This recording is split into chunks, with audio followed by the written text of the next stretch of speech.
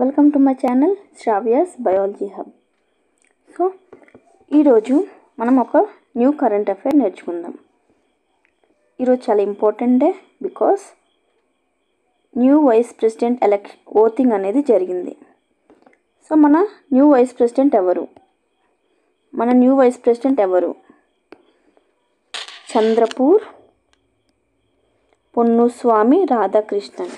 ఈయన మన new vice president కింద ఈరోజు ఓటింగ్ చేయడం జరిగింది. ఎన్నో వైస్ ప్రెసిడెంట్ కింద ఎలక్ట్ అయ్యారు. ఏ నంబర్ గుర్తుపెట్టుకోవాలి. 15th వైస్ ప్రెసిడెంట్ కింద ఎలక్ట్ అవ్వడం జరిగింది. ఓకే, చంద్రపూర్ పొన్నుస్వామి రాధాకృష్ణన్ గారు ఎక్కడి నుండి? He hails from Tamil Nadu state. He's from Tamil Nadu Tirupur. ప్రీవియస్గా వైస్ ప్రెసిడెంట్ ఎలక్షన్ ముందు, ఆయన వైస్ ప్రెసిడెంట్కి ఎలక్ట్ అవ్వకముందు ఏ స్టేట్కి గవర్నర్గా వర్క్ చేశారు అని అడుగుతారు. ఇట్స్ అప్కమింగ్ ఎగ్జామ్స్కి మనకి ఇలాంటి క్వశ్చన్స్ చాలా అడిగే అవకాశం ఉంటుంది. సో గుర్తుపెట్టుకోవాలి. సో ఏ స్టేట్కి ఆయన గవర్నర్గా వర్క్ చేశారు అంటే మహారాష్ట్ర. ఏ స్టేట్కి? మహారాష్ట్రకి గవర్నర్గా వర్క్ చేయడం జరిగింది. నెక్స్ట్ మనం ఈ యొక్క current అఫైర్ని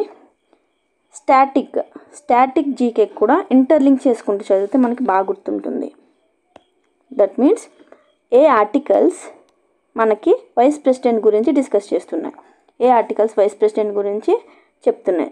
that means 63 to 69 very important articles.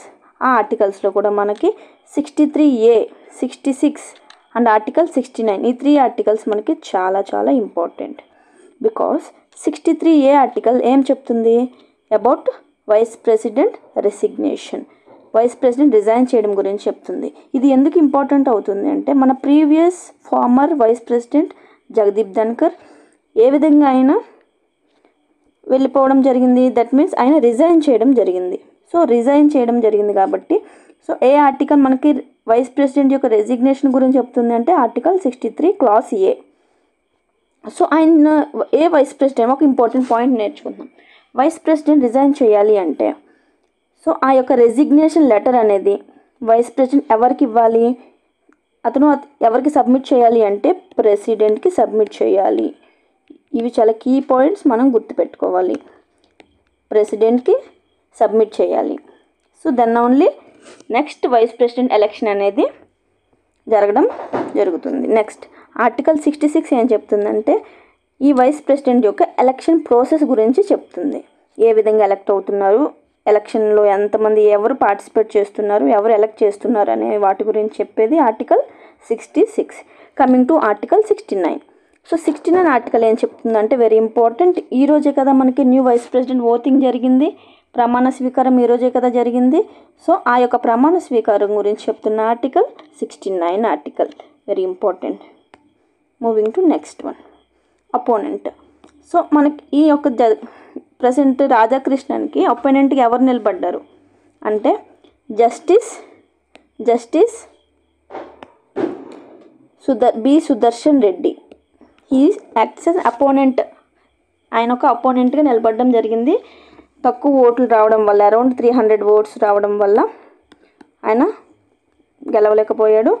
ఈ యొక్క రాధాకృష్ణన్కి 400+ ఓట్స్ అనేవి రావడం జరిగింది. సో ఈ యొక్క ఓటింగ్ నెంబర్ అనేది, ఓట్స్ ఎంతమంది ఓట్ వేశారు అవన్నీ మనకి ఎగ్జామ్ పాయింట్ ఆఫ్ వ్యూలో ఇంపార్టెంట్ కాదు. సో నేను అవి స్పెసిఫిక్ చేయట్లేదు. సో అపోనెంట్ గురించి మనకు అడిగే ఛాన్సెస్ ఉన్నాయి. ఈ నేమ్ గుర్తుపెట్టుకోండి, జస్టిస్ సుదర్శన్ రెడ్డి. సో ఇది ఏ పొలిటికల్ పార్టీ నుండి, ఏ పొలిటికల్ అలయన్స్ నుండి అపోనెంట్కి రావడం జరిగిందంటే ఫ్రమ్ ఇండియా.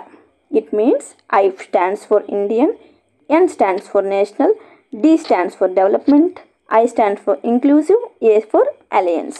సో ఇండియా ఇదొక పొలిటికల్ అలయన్స్ అనమాట. ఇదొక పొలిటికల్ అలయన్స్. ఓకే, గుర్తుపెట్టుకోవాలి. నెక్స్ట్ కొన్ని ఇంపార్టెంట్ పాయింట్స్ నేర్చుకుందాం. ఏంటి అంటే జగదీప్ ధన్కర్ అనే మన ఫార్మర్ వైస్ ప్రెసిడెంట్ రిజైన్ చేయడం జరిగింది కదా. సో ఆయన రిజైన్ చేసిన వ్యక్తుల్లో ఆయన ఎన్నో వ్యక్తి అంటే is the 3rd person to resign before. ఆయన యొక్క టెన్యూర్ కంప్లీట్ కాకముందే రిజైన్ చేసిన వాళ్ళలో ఆయన ఒక 3rd person. మరి ఎవరు ఫస్ట్ అండ్ సెకండ్? ఫస్ట్ ఎవరు అంటే వివి గిరి. ఇవి చాలా చాలా it's very important. You should remember and you have to note it. Second one Byron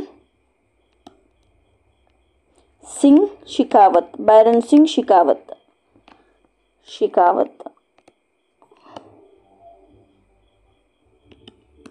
okay, note చేసుకోండి. సో వీళ్ళు వాళ్ళ యొక్క టెన్యూర్ పూర్తి కాకముందే రిజైన్ చేయడం జరిగింది. నెక్స్ట్ లాంగెస్ట్ పీరియడ్ ఎవరు చేశారు? లాంగెస్ట్ పీరియడ్ ఎవరు అంటే లాంగెస్ట్ టెన్యూర్ ఎవరు చేశారు అంటే హమీద్ అన్సారీ. మన ఫస్ట్ వైస్ ప్రెసిడెంట్ ఎవరు? It's very common point, that is Sarvepalli Radhakrishnan. And very important, మనం బాగా గుర్తుపెట్టుకోవాల్సింది ఏంటంటే వైస్ ప్రెసిడెంట్కి శాలరీ ఉంది అని చెప్పి కాన్స్టిట్యూషన్లో ఎక్కడైనా మెన్షన్ చేశారా అంటే డెఫినెట్గా శాలరీ గురించి మెన్షన్ చెయ్యలేదు. సో ఆయన ఏ రూపంలో, ఏ హోదాలో ఆయన శాలరీ తీసుకుంటారంటే through Rajya Sabha chairman. Because vice ప్రెసిడెంటే రాజ్యసభ చైర్మన్గా కూడా యాక్ట్ చేస్తారు. సో రాజ్యసభ చైర్మన్ హోదాలో ఆయన శాలరీ తీసుకోవడం జరుగుతుంది. సో ఇది ఇంపార్టెంట్.